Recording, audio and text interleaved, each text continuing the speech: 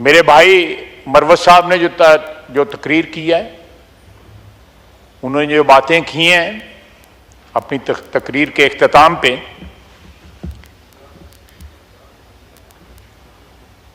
वो भी अच्छी हैं, कंस्ट्रक्टिव हैं। लेकिन जिस तरह उन्होंने गिला किया कि वो मुझे आके मिले, असेंबली में मिले, कोई ये नहीं कि मुझे पार्लियामेंट लॉजेस में मिले, चंद लम्हों की मुलाकात थी, उनकी पार्टी जो है, जिस तरह पंजाबियों में कहते हैं, उन्होंने पीछे पै गई। बाकी किसी ने क्या क्रिटिसिज्म करना था। यहां पे ये माहौल बन गया है कि अगर अपोजिशन का कोई मेंबर किसी सरकारी पार्टी के बंदे से मिल ले तो उसकी पार्टी जो है उसके खिलाफ जो है अलम बुलंद कर देती है। ये कितनी ट्रेजेडी है हमारी पार्लियामेंट्री हिस्ट्री की। पीपल्स पार्टी की 90 के दहाई में हुकूमत थी, बड़ी तलखी थी उस जमाने में, इतनी नहीं थी लेकिन तलखी थी। शाम को अच्छा खाना भी खा लेते थे मिलके, कहीं कोसार में और किसी और जगह इकट्ठे मिलके बैठ भी जाते थे। लेकिन टॉलरेंस का लेवल जो है इतना कम हो गया है कि उनका एक मेंबर जो है, अगर उसने एक दूसरे अपोजिशन के मेंबर से राब्ता किया है तो उनकी पार्टी को इतराज हो गया। ये थोड़ा सा अपने आप को टटोलने की जरूरत है, हमें भी जरूरत है, मैं उस पर इनकार नहीं करता। लेकिन इनको जरा थोड़ा सा जो है माजी के झरोकों में झांकना चाहिए कि इस ऐवान के अंदर 4 साल पीटीआई की जो हुकूमत रही है, मेंबरान के साथ क्या हुआ है। अगर मैं दास्तान सुनाऊं या शहबाज शरीफ दास्तान सुनाए कि उसके साथ क्या हुआ, जेल में क्या हुआ, किस तरह गिरफ्तार हुआ, किस तरह कैसे मुकदमे बने, झूठे बने, सच्चे बने, तो मैं समझता हूं कि जो सियासी कारकुन होता है वो जब इस किस्म की दास्तानें सुनाता है तो वो मेरे नज़दीक, ये मेरा नज़रिया है, हो सकता है मेरे दोस्त मुझसे इख्तिलाफ करें,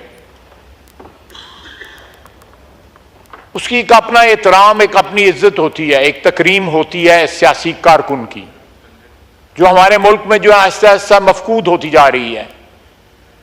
वो जब इस किस्म की दास्तानें बयान करता है तो वो अपनी इज्जत में, अपनी तकरीम में जो है खुद कमी कर रहा होता है।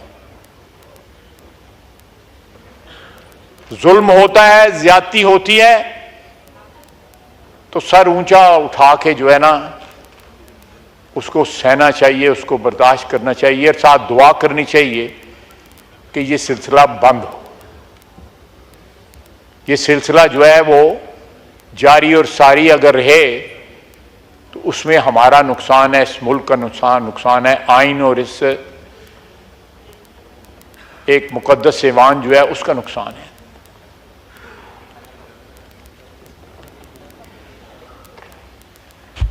उन्होंने, आप देखें माहौल किस तरह गदला किया जा रहा है। आज सीएम केपी का बयान आया है कि हम खुद जो है अफगानिस्तान से मुज़ाकरात करेंगे। ये फेडरेशन के ऊपर डायरेक्ट हमला है। कोई सूबा जो है वो किसी मुल्क के साथ डायरेक्ट मुज़ाकरात नहीं कर सकता। ये कॉन्टिन्यूशन है उसी खिताब की जो उन्होंने आज से 4 दिन पहले जो है जलसे में किया था। ये ज़हर कातिल है इस मुल्क के लिए, जिस रास्ते के ऊपर सीएम केपी जो है खुद चल रहे हैं और साथ अपनी पार्टी को चलाने की कोशिश कर रहे हैं।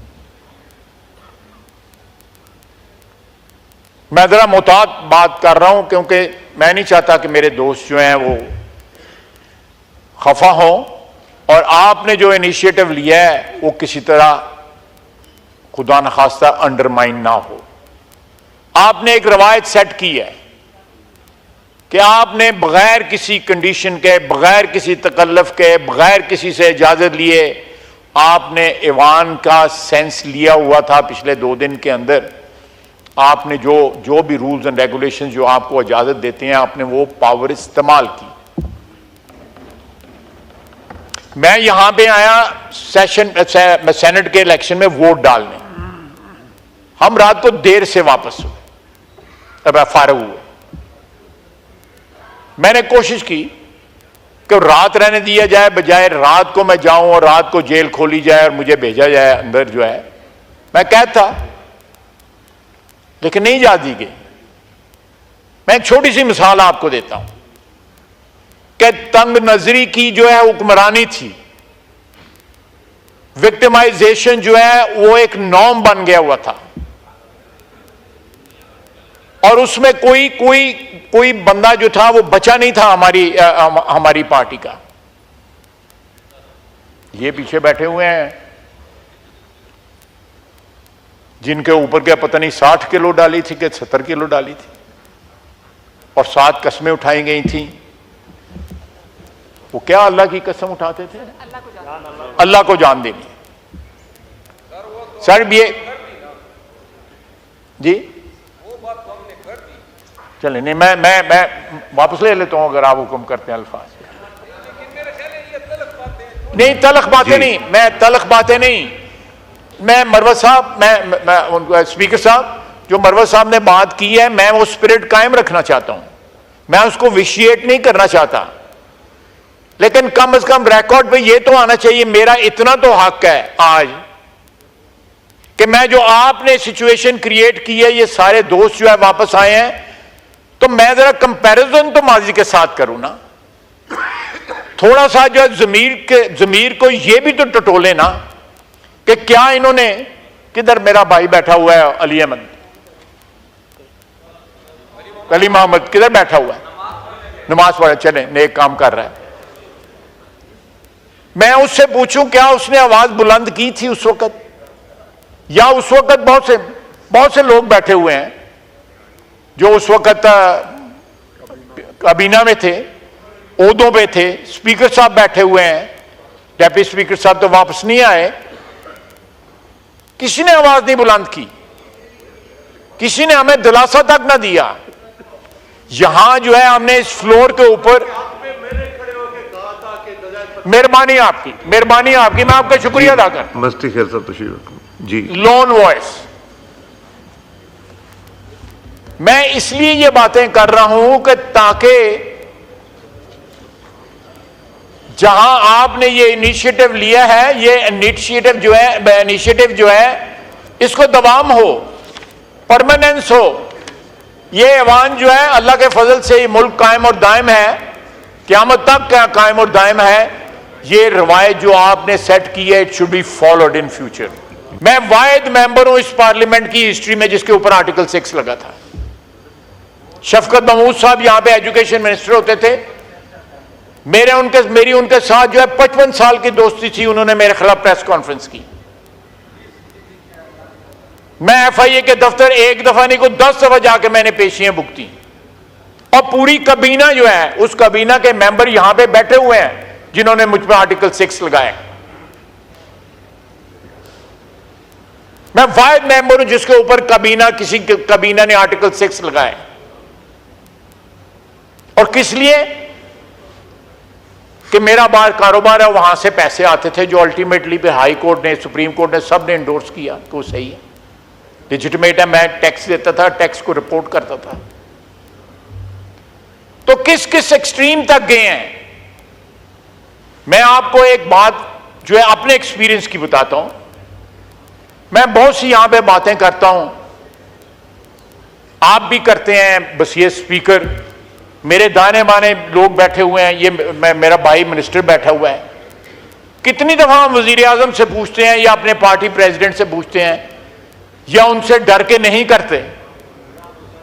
हम अपना इनिशिएटिव लेते हैं, हमें इतनी स्पेस हमारी लीडरशिप ने दी हुई है कि हम अपने इनिशिएटिव के ऊपर अगर कोई सियासी मामला है, इस हाउस में कोई मामला है, उसको सेटल कर सकें। आपने जो इनिशिएटिव लिया है, आपने किसी से इजाजत ली है, या आपके ज़मीर ने आपको डिक्टेट किया है, आपकी कुर्सी ने आपको डिक्टेट किया है? ये क्यों नहीं कर सके थे? आज जब डेस्क बुझा रहे थे, जब जा रहे, मैं वेलकम करता हूं इनको, लेकिन थोड़ा सा जरा माजी को आवाज दें कि इस कुर्सी पे कौन बैठा हुआ था और जो उधर ऑपोजिशन पे जब हम बैठे हुए थे तो हमारे साथ क्या हो रहा था। राना सनाउल्लाह के साथ क्या हो रहा था, शहबाज शरीफ के साथ क्या हो रहा था, मरियम नवाज, मियां नवाज शरीफ के साथ क्या हो रहा था। मियां नवाज शरीफ, जी मैं लेता हूं, बिल्कुल नहीं, बिल्कुल मेरी बहन है, मैं लेता हूं, आपको कहने की जरूरत नहीं, मैं लेता हूं, सबके बारी आती। रात को 12 बजे इनकी बेगम जरदारी साहब की हमशीरा, उनको उठाया गया, हॉस्पिटल से उठाया गया, फरियाल तालपुर साहिब का, हमारी बहन है। और यार मैं प्लीज, मैं जो बोल रहा हूं,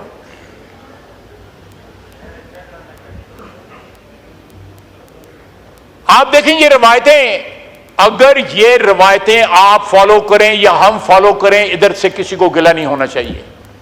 गिला किसको होना चाहिए? कानून को गिला होना चाहिए, इस अवाम के तकद्दस को फिर गिला होना चाहिए, आइन को गिला होना चाहिए। इन्होंने अपना वो राइट जो है फोरफीट कर दिया था उस दिन जब इन्होंने प्रोडक्शन ऑर्डर किसी के भी नहीं इशू किए, आइन और कानून की जो है उसकी ताजीम नहीं की, उसको मोहतरम ना जाना। मैं ये बातें जो है तलखी के लिए नहीं कर रहा, लेकिन याद दहानी के लिए कर रहा हूं। हम लोगों की, सियासतदानों की मेमोरी जो है बड़ी शॉर्ट होती है। जनाब स्पीकर, अगर ये ऐवान जो है हमने चलाना है जिस तरह ये ऐवान चलना चाहिए, तो जो आपने रवायत सेट की है उसको फॉलो होना चाहिए। जो असद कैसर साहब ने फॉलो किया, सेट की, उसको नहीं फॉलो होना चाहिए। जनाब स्पीकर, हम लेजिस्लेशन के लिए नैब ऑर्डिनेंस के ऊपर लेजिस्लेशन के लिए इनके घर मीटिंग पे गए, आज ये जाएंगे, आपके घर जाएंगे लेजिस्लेशन के लिए, जॉइंट लेजिस्लेशन के लिए। ये और बात है कि जिस कमरे में मीटिंग हो रही थी उसके बाहर जो है 4 आदमी आईएसआई के बैठे हुए थे, इन्हीं के घर में। मैं गलत तो नहीं कर रहा?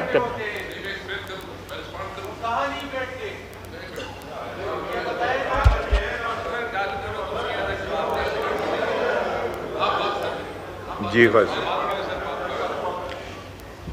जनाब स्पीकर, मैं FATF के ऊपर मीटिंग हुई, नैब ऑर्डिनेंस के ऊपर मीटिंग हुई, आमला पे मीटिंग हुई, सब इनके घर हुई।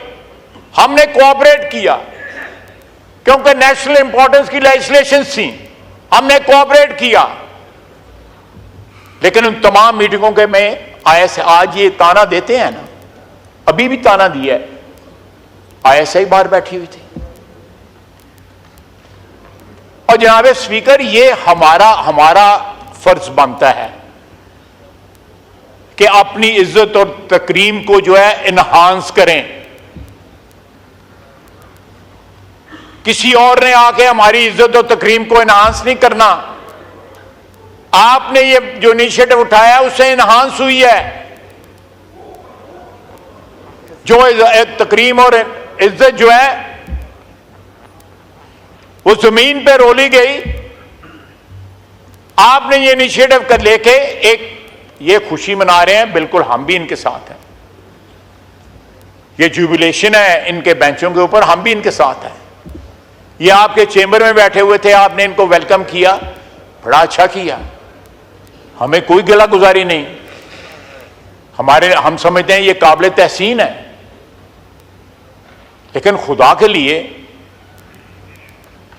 अगर आपकी रवायात फॉलो करनी है तो अपनी रवायात की कंडेमनेशन करें, उनको याद करें, अपने आप को अब्सॉल्व करें उन चीजों से, अपने आप को प्योरीफाई करें उन चीजों से जो 4 साल इन्होंने किए हैं। और उस रवायात को जिसका आपने इब्तिदा किया है उसको फॉलो करें। वमा अलैना इल्लल बलाग।